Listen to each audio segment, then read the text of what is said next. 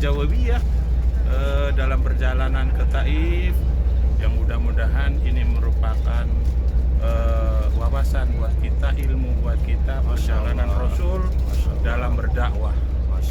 Yang tantangannya adalah kaum Sakif melempari dengan batu sehingga Rasul berdarah-darah.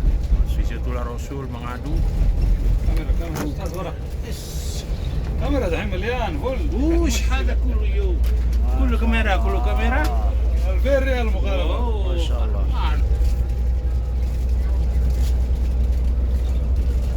Para pemirsa semuanya, kita nikmati perjalanan Taif bersama Edward Aritonang dan Abdurrahman.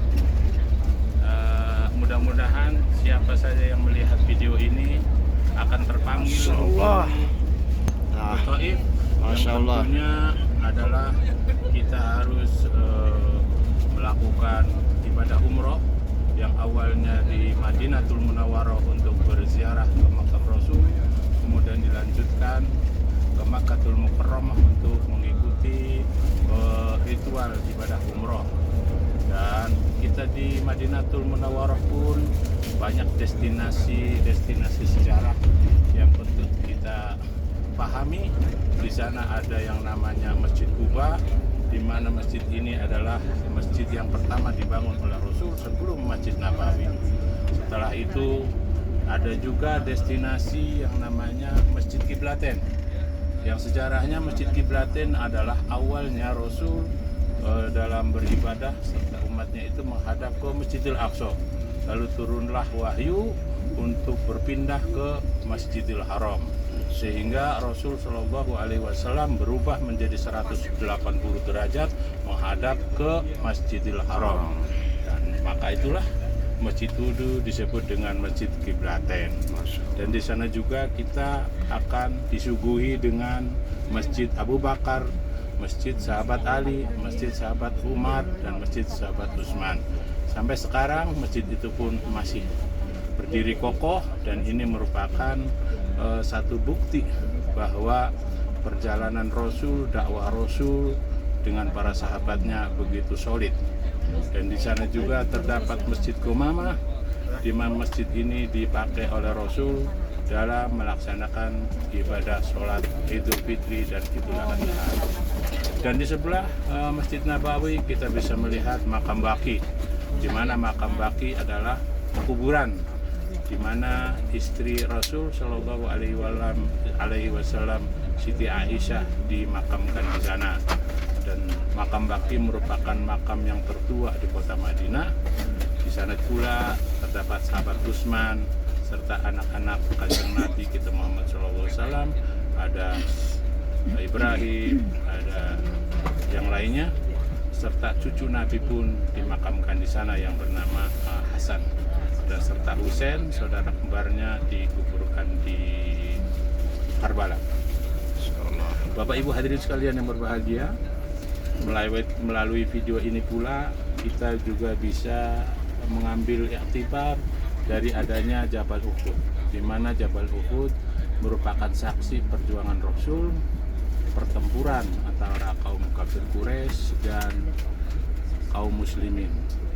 Di situ terjadi pertumpahan darah yang sangat sengit, sehingga dengan gugurnya panglima perang tidak lain adalah paman Rasul, yaitu Sayyidina Hamzah. Kemudian kita beralih setelah kita mengetahui sejarah Masjid Quba, Masjid Qiblatain, Masjid Jamaatain, masjid-masjid para sahabat. Kita juga disuguhi dengan Jabal Uhud. Sedangkan di kota Makkah kita disuguhi dengan adanya Jabal Rahmah, di mana Jabal Rahmah adalah pertemuan kakek nenek kita, yaitu Nabi Adam alaihissalam dengan Siti Hawa, di mana Nabi Adam alaihissalam diturunkan di kota India dan Siti Hawa diturunkan di kota Jeddah. Makanya sampai sekarang kota Jeddah itu masih terdapat pekuburan Siti Hawa, nenek kita. Bapak Ibu, Jabal Rahmah merupakan jabal kasih sayang, di mana pertemuan antara manusia Nabi Adam dengan Siti Hawa, sehingga kita semua ini merupakan anak cucu daripada keturunan Nabi Adam alaihissalam. Sedangkan di Jabal Rahmah pula para jemaah haji melakukan wukuf di Arafah. Ini merupakan ritual haji yang sangat penting, sebab al-hajjul Arafah, berhaji adalah harus wukuf di Arafah. Sampai-sampai orang yang sakit pun harus datang ke Arafah. Tanpa wukuf di Arafah maka hajinya tidak sah. Itulah sejarah tentang Jabal Rahmah. Dan sebelum Jabal Rahmah kita mampir ke Jabal Sur. Jabal Sur adalah merupakan saksi bahwa Rasul Shallallahu Alaihi Wasallam ketika berhijrah ke Madinah dengan sembunyi-sembunyi karena kejaran Abu Kafir Quraisy, sehingga Rasul Shallallahu Alaihi Wasallam bersembunyi di Gua Sur bersama sahabat Abu Bakar As-Siddiq. Sungguh di luar dugaan dan mukjizat dari Allah Subhanahu wa taala ketika sahabat Abu Bakar bersama Rasul Shallallahu Alaihi Wasallam berada di dalam, ada beberapa kaum kafir Quraisy yang melihat telapak ataupun bekas-bekas perjalanan Rasul, sehingga dia langsung mengikuti untuk membunuh Muhammad, Rasul beserta sahabat Abu Bakar As-Siddiq. Namun begitu sampai di muka gua, Allah Subhanahu wa taala menunjukkan mukjizatnya kepada Rasul, dibuatlah sarang laba-laba, sehingga kaum kafir Quraisy tidak menyangka dan tidak yakin kalau di dalam gua itu ada orang, karena di depannya ada sarang laba-laba. Dalam sejarah itu pula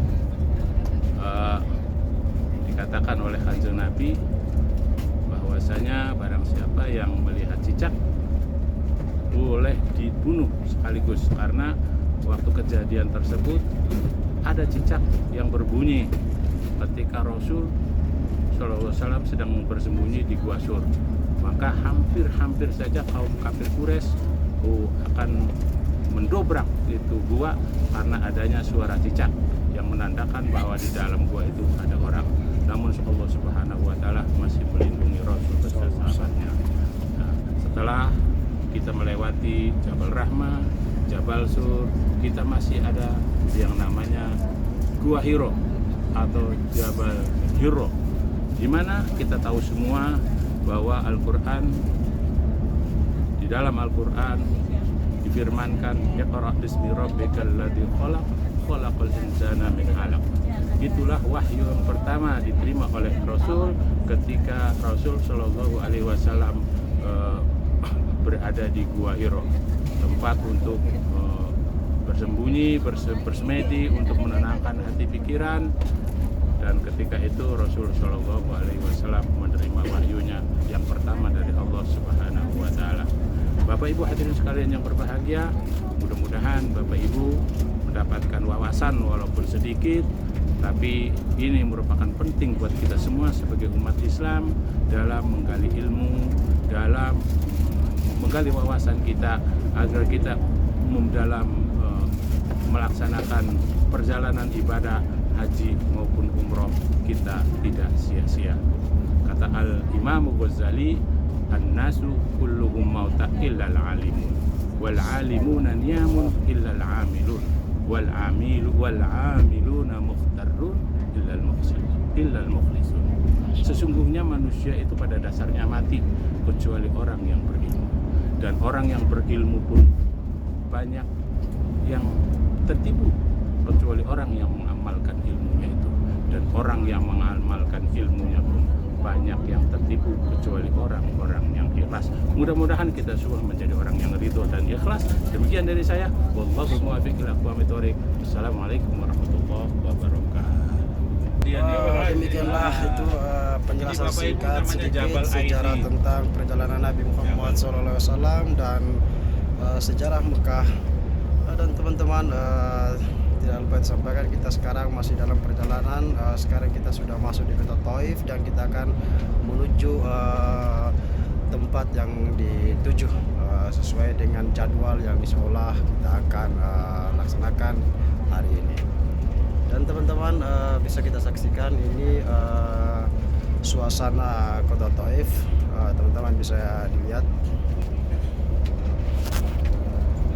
Kita memasuki perkampungan kota Taif.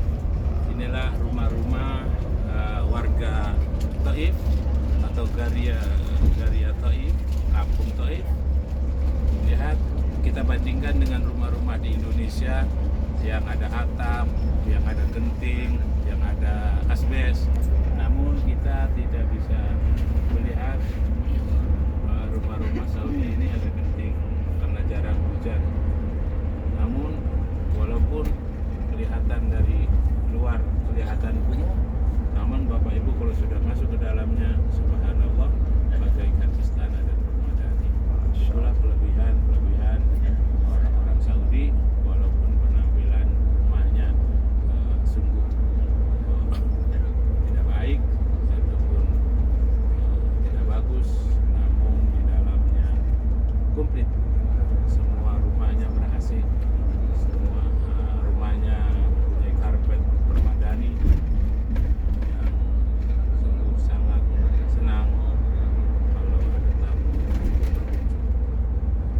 Nah, di depan ada Jabal seperti Jabal Nur, tapi ini sebenarnya adalah biasa pegunungan di kota Taif.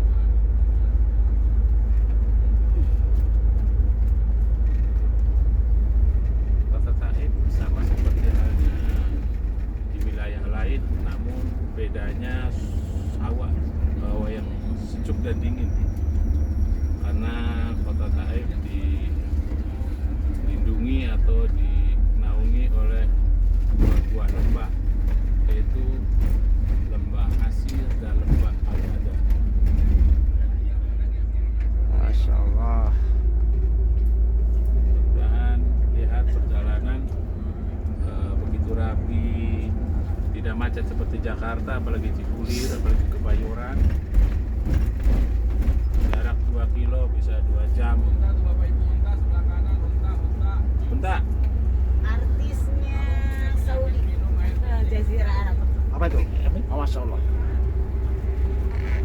Bapak Ibu lihat sebelah kanan ada perkebunan peternakan unta. Mana tak belum lihat untanya nih gue. Nah itu tuh Bapak Ibu sebelah kanan ada kambing itu mah. Oh, belakangnya kagak ngeliat, maklum lah diwawancara sama Indosiar tadi. Bapak Ibu jangan ngantuk ya, kita nikmati perjalanan ini.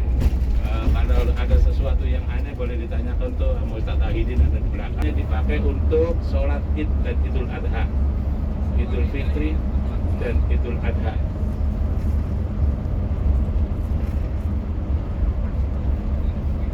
Ya, tapi dari zaman Rasulullah untuk perang itu aja. Jadi orang Saudi itu kebanyakan kegiatan itu di malam hari Bapak Ibu, karena siang asar itu baru kegiatan buka toko, buka salon, buka restoran. Tapi restoran biasanya dari jam 10 sudah buka. Kegiatan-kegiatan lain, toko sepatu dan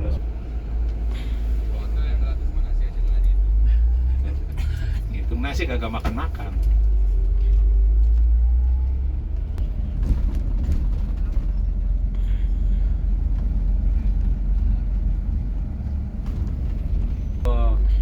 Perasaan kayak di Cipulir yang begini mah, sama di Joglo. Cibubur begini kayak Gak ganggu. Indah sekali Bapak Ibu hadirin. Alhamdulillah di kota Taif ini kita bisa melihat taman-taman yang begitu indah. Tarik Al-Malik Faisal. Nah, ini jalan Tamrinnya nih, yang tadi jalan Sudirmannya nih. Ini jalan Tamrin.